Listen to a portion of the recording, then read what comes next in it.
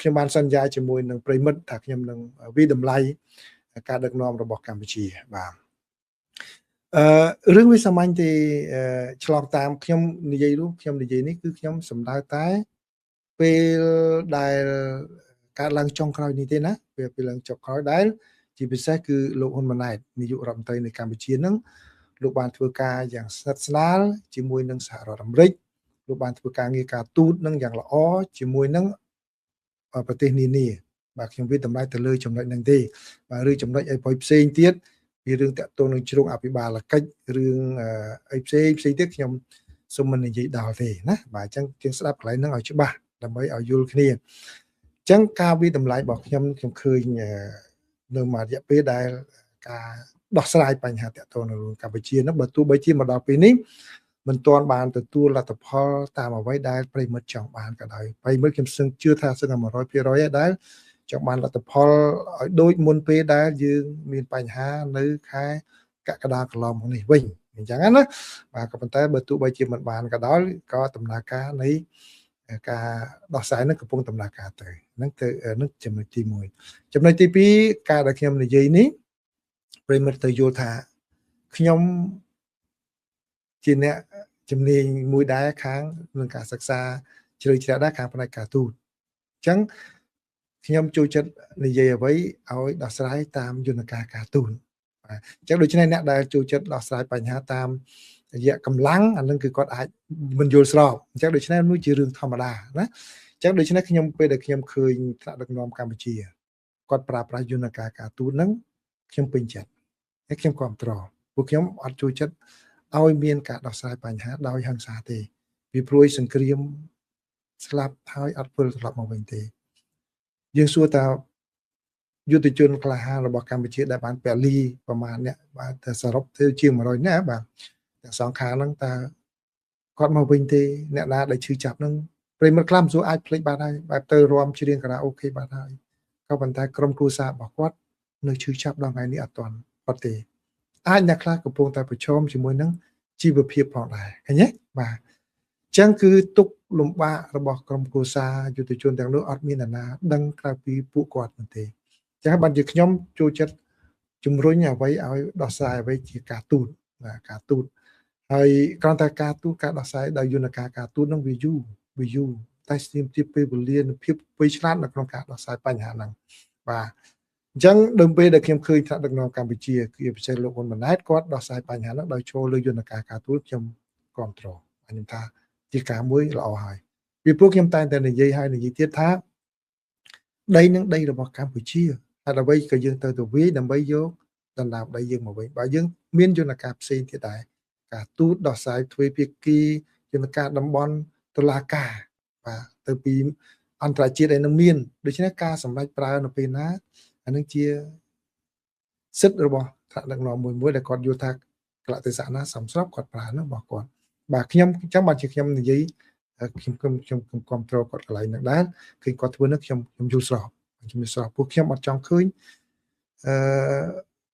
ឈាមក្បែរហូរអត់បងដោយសាររឿងជារឿងពេលខ្លះយើងត្រូវបង្ហូរប៉ុន្តែរឿងខ្លះពេលខ្លះបើយើងជាបានយើងជាទៅបាទអញ្ចឹងនឹងរឿងមិនណាហើយកុំនិយាយថាខ្ញុំទៅតាមដានគាត់ខ្ញុំតាមដានគាត់យូរខ្ញុំធ្លាប់មានពេលមួយខ្ញុំទម្លាក់តម្លៃគាត់ដែរគឺពេលមួយខ្ញុំភ្លេចឆ្នាំហើយគឺពេលដែលគាត់អញ្ជើញទៅអូស្ត្រាលីពេលនោះមានបាតកម្មច្រើនប្រឆាំងនឹងវត្តមានរបស់គាត់នៅអូស្ត្រាលីកាលនោះដូចជាមានដុតរូបលោកហ៊ុនសែនផងពេលនោះគាត់អញ្ជើញត្រឡប់មកប្រទេសកម្ពុជាវិញគាត់ធ្វើសន្និសីទសារព័ត៌មានពេលនោះគាត់មិនទាន់ធ្វើនាយករដ្ឋមន្ត្រីទេលោកហ៊ុនម៉ាណែតណាគាត់បាននិយាយនៅក្នុងសន្និសីទសារព័ត៌មានមួយនៅអាកាសយានដ្ឋានគាត់ដូចជាខឹងហើយខ្ញុំពេលនោះខ្ញុំនិយាយជាមួយគ្នាខ្ញុំថាធ្លាក់មកបន្ទុកឲ្យសម្រាប់ការវិតម្លៃរបស់ខ្ញុំពីព្រោះគាត់បើសិនជាគាត់ថ្ងៃក្រោយចង់ធ្វើមេដឹកនាំទៅរក្សាចិត្តឲ្យតែជាក់ជានិច្ចដោយសារអីដោយសារគាត់រៀននៅខាងក្រៅប្រទេសរៀននៅអាមេរិកផងរៀននៅអង់គ្លេសផងអញ្ចឹងគាត់ត្រូវចេះទប់អារម្មណ៍ពេលហ្នឹងបាទតែដោយសារពេលយ៉ាងម៉េចគាត់ទប់មិនបានពេលនោះគាត់និយាយដូចយើងចង់ខឹងបន្តិចបាទប៉ុន្តែមិនជាខឹងខ្លាំងបើគាត់យើងខឹងបន្តិចដែរបាទមិនថាអត់ត្រូវទេពេលមកឃើញក្រោយមកឃើញគាត់និយាយរបៀបមនុស្ស cool calm ហើយចុងក្រោយឃើញការនិយាយប្រសើរតាក់ទងជាមួយនឹងមន្ត្រីសហរដ្ឋអាមេរិកបានខ្ញុំថា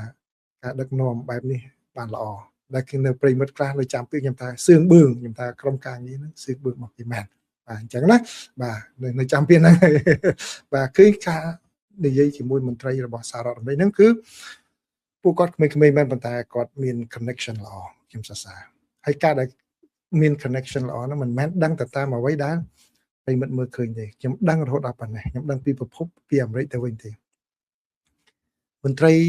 ការទូតរបស់សហរដ្ឋអាមេរិកមួយចំនួនដែលធ្លាប់បំពេញការងារនៅប្រទេសកម្ពុជាហើយមកអាមេរិកវិញនេះក៏នៅរក្សាទំនាក់ទំនងជាមួយនឹងមន្ត្រីរបស់កម្ពុជាដែរគឺក្នុងកម្រិតជា personal relation នឹងសំខាន់ណាស់អញ្ចឹងបានជាខ្ញុំឲ្យប្រិមិត្តចងចាំចំណុចហ្នឹងផងដែរបើយើងធ្លាប់ធ្វើការជាមួយនៅអ្នកណានៅកន្លែងណាអីក៏ដោយរក្សាទំនាក់ទំនងហ្នឹងឲ្យជាប់ជៀសវាងអំផុតពាក្យមួយម៉ាត់គេថារុះឆ្លងស្ពានហើយរុះស្ពានចោលកុំប្រកាន់អាកប្បកិរិយានោះឯសោះត្រូវការប្រើគេបានយើងតាក់ទងគេមិនត្រូវការប្រើគេយើងធាក់ចោលកុំធ្វើបែបហ្នឹងវាអត់ល្អទេដូច្នេះខ្ញុំដឹងរហូតដល់ថាមានមន្ត្រីរបស់សហរដ្ឋអាមេរិកដែលធ្លាប់បំពេញការងារការទូតនៅកម្ពុជាហ្នឹងមកដល់សហរដ្ឋអាមេរិកវិញហើយនៅតែរក្សាទំនាក់ទំនងជាមួយនឹងមន្ត្រីរបស់កម្ពុជាទៀតបាទនឹងល្អបាទបើតារាបណាកម្ពុជានិងសហរដ្ឋអាមេរិកបានដំណើរការល្អបញ្ហាដទៃទៀតក៏វានឹងទៅដោះស្រាយបញ្ហាតាមនោះដែរដូចយ៉ាងដូចជាសិទ្ធិសេរីភាពនៃការបញ្ចេញមតិលទ្ធិប្រជាធិបតេយ្យវាទៅតែជាជំហានជាបន្តផងដែរបាទការធ្វើពាណិជ្ជកម្មវារីកចម្រើនហើយក៏ប៉ុន្តែមិនមែនតែពាណិជ្ជកម្មមួយមុខទេបាទហើយបើកាលណាយើងមានជីវភាពទូធាពាណិជ្ជកម្មល្អហើយសិទ្ធិមនុស្សវាទៅតាមនឹងឯងបាទ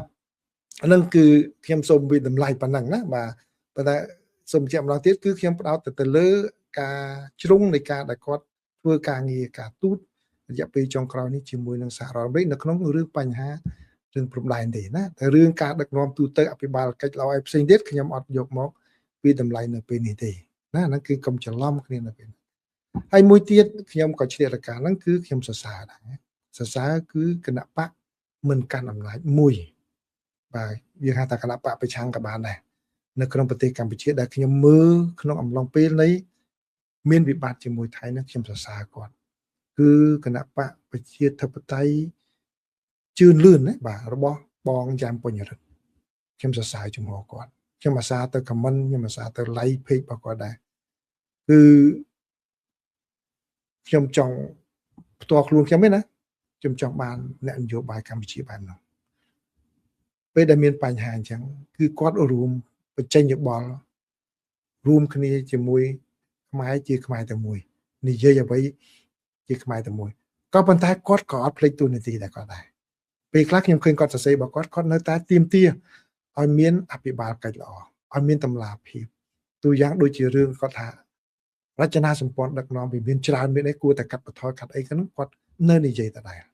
បាទខ្ញុំពេញចិត្តនឹងអ្វីដែលគាត់បាននិយាយហ្នឹងអញ្ចឹងបើខ្ញុំមើលខ្ញុំថាបើសិនជាយើងធ្វើបែបនេះបានគណៈបកប្រឆាំងដែលធ្វើបែបនេះដូចជាខ្ញុំនិយាយដោយឈ្មោះហ្មងបាទមានគណៈបកផ្សេងទៀតដែរដូចជាបោះខាងព្រឹងទៀនឥឡូវដូចទៅជាឆន្ទៈខ្មែរអញ្ចឹងហ៎បាទហ្នឹងក៏មាននៅក្នុងប្រទេសកម្ពុជាដែរក៏ប៉ុន្តែខ្ញុំហើយជាមកពីខ្ញុំមិនបានទៅមើល page របស់គាត់ច្រើនខ្ញុំវាមិនលេចចេញមកតាម Facebook របស់ខ្ញុំមិនបានមើលមិនដឹងចំហគាត់មិនប៉ុន្តែខ្ញុំអាសាឃើញបងបញ្ញរិទ្ធគាត់និយាយច្រើនបាទនិយាយច្រើនដែរជាកម្លាំងលើកទឹកចិត្តទៅដល់ខ្មែរឲ្យខ្មែរឈរជាកម្លាំងតែមួយដោះស្រាយបញ្ហាហ្នឹងដោយសន្តិវិធីប៉ុន្តែមិនភ្លេចទួនាទីនៅក្នុងការនិយាយឲ្យមានការកែលម្អនៅក្នុងការដឹកនាំបាទអាហ្នឹងខ្ញុំសរសើរគាត់ខ្ញុំសរសើរខ្ញុំតាមនឹងខមមិនសរសើរគាត់ដោយផ្ទាល់ខ្ញុំអត់លាក់លៀមទេបាទអញ្ចឹងនេះគឺជាការចូលរួមចំណែករបស់ខ្ញុំប៉ុណ្ណឹងដែលខ្ញុំបានសន្យាជាមួយប្រិមិត្តកន្លងមកហើយខ្ញុំជឿថាមានរឿងដែលខ្ញុំសន្យាទៀតដែលខ្ញុំមិនបាននិយាយអស់ហើយខ្ញុំអាចនិយាយពេលនេះដោយសារតែខ្ញុំនៅមានសិទ្ធិសេរីខ្ញុំនៅមានសេរីភាពនៅក្នុងការនិយាយនៅពេលណាដែលខ្ញុំទទួលបានលិខិតអញ្ជើញទៅធ្វើការវិញបាទខ្ញុំមិនអាចនិយាយបានទៀតទេហើយ show នឹងក៏បាត់អញ្ចឹងខ្ញុំរីករាយជាថ្មីម្ដងទៀតអរគុណប្រិមិត្តដែលតែងតែគោរពនិងឲ្យតម្លៃរបស់ខ្ញុំហើយកុំនិយាយទៅដែរទៀតចុះក កុំបារម្ភក៏អីអ្នកណាដែលខឹងខ្ញុំក៏ដោយអ្នកណារិះគន់ខ្ញុំពាក្យមិនព្រមនេះខ្ញុំអត់គុំទេជឿខ្ញុំអត់គុំទេព្រោះខ្ញុំយល់ថាខ្មែរយើងត្រូវការពេលវេលាផ្សះផ្សាគ្នាពេលវេលាយោគយល់គ្នានឹងច្រើនណាស់បាទគេយល់ច្រឡំពីយើងបាទថ្ងៃណាមកគេនឹងយល់ពីយើងវិញហើយពេលណាគេយល់ច្រឡំសិនចឹងបាទគេនិយាយទៅបាទនឹងរឿងរបស់គេកុំខឹងកុំគេថាយកកំហឹងទល់កំហល់បាទមិនល្អទេបាទហ្នឹងគឺចូលរួមចំណែកប៉ុណ្ណឹងណាបាទឥឡូវហ្នឹងសូមទទួលសំណួរមួយថាពីរចាស់តើអ្នកណាមានសំណាងណាចាប់ឆ្នោតបាទចាប់ឆ្នោតមួយមើលពីក្រុមគេជាមរតបាទ good morning ទៅចូលបាទតាគេនេះនិយាយតាមធំខ្ញុំក៏ភ្ញាក់ផ្អើលដែរពូដំបងមិនសូវទុកចិត្តគាត់ទេគាត់ថាគាត់ឡើងតាមពុកតែពេលប៉ះគ្នាជាមួយថៃបានតែគាត់ធ្វើការល្អការងារគាត់ធ្វើ professional ជាងឪពុកគាត់បាទអូខេហ្នឹងហើយបាទអូណាគេទៀតអូខេណាគេនេះជំរាបសួរបងមេ my phone lost my phone I don't know why I'm glad that still see you show អូខេអូបងសេរីបាទលបងសេរីក៏ធ្លាប់បួសដែរណាកម្មជាក៏បាទអរគុណលបងបានចូលមកបានជម្រាបលាប្រហែលជាចិត្តចប់ហើយបងណាបាទបើមិនមកទៅជួបនៅ VOA វិញសង្ឃឹមថាបងទៅគ្រប់គ្រងនៅ VOA បន្តបងណា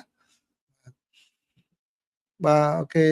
វណ្ណកម្មធ្វើបទតែបានស្ដាប់រពូក្នុងរយៈពេលខ្លីតែខ្ញុំទទួលបានការយល់ដឹងច្រើនផ្នែកចំណេះដឹងព័ត៌មានសូមអរគុណចំពោះរឿងគ្រប់យ៉ាងអូបាទវណ្ណកម្មនិយាយដល់ពីចំណុចនេះខ្ញុំក៏សូមនិយាយចំណុចមួយផងដែរចាស់ខ្ញុំថាខ្ញុំត្រៀមនិយាយទៅភ្លេចមិននឹងតែគឺតកតនឹងបណ្ដាញសារព័ត៌មាននៅកម្ពុជាបាទជឿថាអ្វីដែលខ្ញុំនិយាយហ្នឹងគឺវាមិនត្រូវ 100% ទេប៉ុន្តែជាការចូលរួមចំណែករបស់ខ្ញុំចូលរួមចំណែករបស់ខ្ញុំប្រិមិត្តអាសាសួរខ្ញុំថាទៅរឿងសារព័ត៌មានយ៉ាងមិនដែរបើសិនជាខ្ញុំអាចចូលរួមចំណែកបានខ្ញុំនិយាយចា៎ខ្ញុំចែកជាពីរទី1គឺនៅពេលដែលតាក់ទងជាមួយនឹងចំនួនជាមួយនឹងសៀមហ្នឹងគឺខាងក្រមព័ត៌មានរបស់ក្រសួងការពារជាតិក្តីរបស់ខាងរដ្ឋាភិបាលក្តីធ្វើការងារបានល្អបាទក្នុងការផ្ដល់បច្ចុប្បន្នភាពទៅដល់ប្រជាពលរដ្ឋក៏ដូចជាទៅដល់អ្នកសារព័ត៌មានប៉ុន្តែបើសិនជាមានចំណុចមួយដែលអាចកែលម្អបន្ថែមលើសនឹងទៀតក៏រឹតតែល្អដែរនេះគាត់ឲ្យយោបល់របស់ខ្ញុំឯណាបាទបើឲ្យបានបន្ថែមមួយចំណុចទៀតនឹងកាន់តែល្អគឺការចេញមកនិយាយជាមួយអ្នកសារព័ត៌មានខ្ញុំមើលទៅវាហាក់ដូចជាគេថា one way គឺផ្លូវតែមួយគឺគាត់មក feed ជាមួយនឹងព័ត៌មានហើយគាត់ចាប់តែម្ដងបើសិនជាទុកឱកាសឲ្យអ្នកសារព័ត៌មានបានសួរខ្លះបាទយ៉ាងអន់បំផុតយក 4-5 សំណួរទៅបាទព្រោះមិនសួរអ្វីថ្មីដដែលទេប៉ុន្តែវាបង្ហាញនៅលក្ខណៈតម្លាភាពច្រើនដែរដែលថាគឺអ្នកសារព័ត៌មានឆ្ងល់អីសួរទៅគឺខាងអ្នកនាំពាក្យគាត់បើកចំហជូនអាហ្នឹងគឺធ្វើឲ្យគេថា credibility ការជឿជាក់ទៅលើក្រុមអ្នកព័ត៌មានហ្នឹងកាន់តែល្អប្រសើរទៀតបើធ្វើអញ្ចឹងបានថ្ងៃក្រោយគួរតែបន្ថែមចំណុចហ្នឹងផងបាទខ្ញុំនៅឃើញចំណុចហ្នឹងបាទប៉ុន្តែក្នុងពេលដែលមានរឿងព្រាមខ្ញុំមិននិយាយទៅមិនចង់ស្មារតីគាត់ទេណាបាទប៉ុន្តែបើសិនថ្ងៃក្រោយមានរឿងអីឱកាសហ្នឹងផងដែរហើយអ្វីបានជាខ្ញុំនិយាយចឹងតែខ្ញុំមានបទពិសោធន៍ទេខ្ញុំមានបទពិសោធន៍ពេលនៅ UN គឺប្រធានខ្ញុំគាត់ចង់តែពិតទៅជាកំណត់របស់ប្រធានខ្ញុំមិនមែនជាកំណត់របស់ខ្ញុំទេប្រធានខ្ញុំគាត់ចង់និយាយទំនាក់ទំនងជាមួយនឹងអ្នកសារព័ត៌មានប្រចាំខែគាត់ក៏ឲ្យខ្ញុំរៀបចំសន្និសីទសារព័ត៌មានមិនមែនសន្និសីទព័ត៌មានគេថា background briefing នេះគឺបានន័យថាជម្រាបដល់អ្នកសារព័ត៌មានដើម្បីគ្រាន់តែជា background ទេដើម្បីដឹងពីរឿងឧទាហរណ៍រឿងព្រេងការពិតនឹងវាចេះចរចាគ្នាចេះវានៅជួបបញ្ហាអញ្ចឹងនិយាយឲ្យអស់ជាមួយនឹងអ្នកសារព័ត៌មានគាត់សួរអីឆ្លើយនឹងមកក៏ប៉ុន្តែគាត់ដាក់លក្ខខណ្ឌមួយគឺមិនឲ្យយកផ្សាយ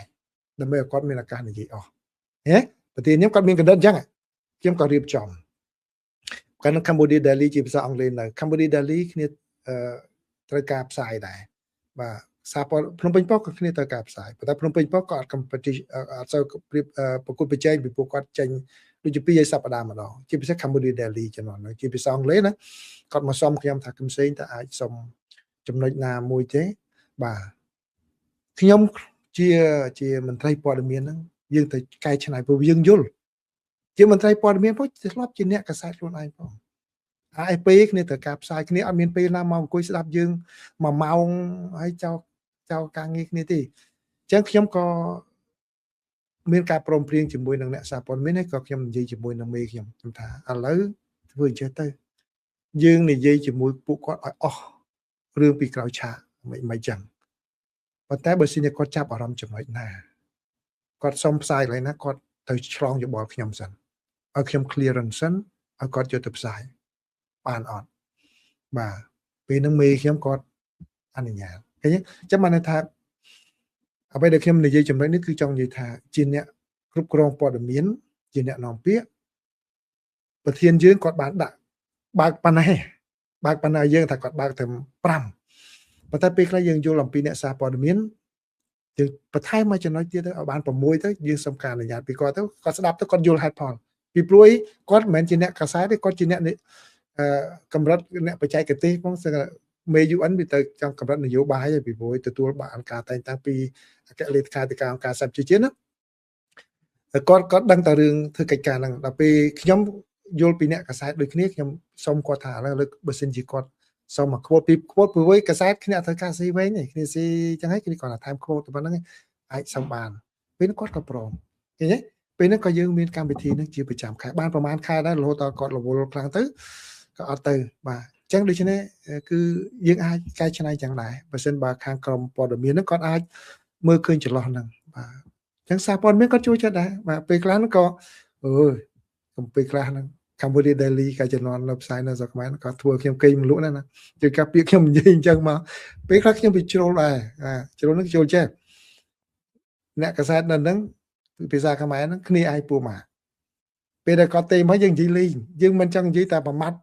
ឲ្យចប់ហ្នឹងនិយាយមិត្តភ័ក្ដិនោះនិយាយគ្នាហួប្រាប់គាត់ថាកំផ្សាយកន្លែងហ្នឹងឯងនិយាយប្រាប់ខ្លួនឯងលោកឯង background ពួកនោះយកទៅប្រាប់មេកន្លែងដាក់បាទមេអ្នកនាំពាក្យគេនិយាយចឹងដាក់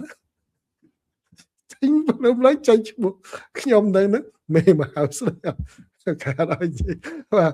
បាទពេលខ្លះវាជា100នឹងការងារយើងវាតែធ្វើចឹងយើងតើប្រជុំនឹងជាក្បាលខ្លះបាទអរគុណក្មួយបាននិយាយដល់បាញ់មិញហ្នឹងបាទអញ្ចឹងហ្នឹងខ្ញុំគាត់ថាមានយោបល់ប៉ុណ្្នឹងទេបើអាចទទួលយកបានក៏ទទួលមិនទទួលយកបានក៏មិនអីតែខ្ញុំគាត់ថាថ្ងៃក្រោយណាបាទឥឡូវសូមមិញមិនអត់បានឆ្លើយប៉ាសនួនណាមើលហួសម៉ោងច្រើនណាលើម៉ោងច្រើនអូខេបាទអញ្ចឹងអរគុណប្រិមិត្តចាំងស្អែកនឹងជួបគ្នាបាទសូមជម្រាបលាបាទ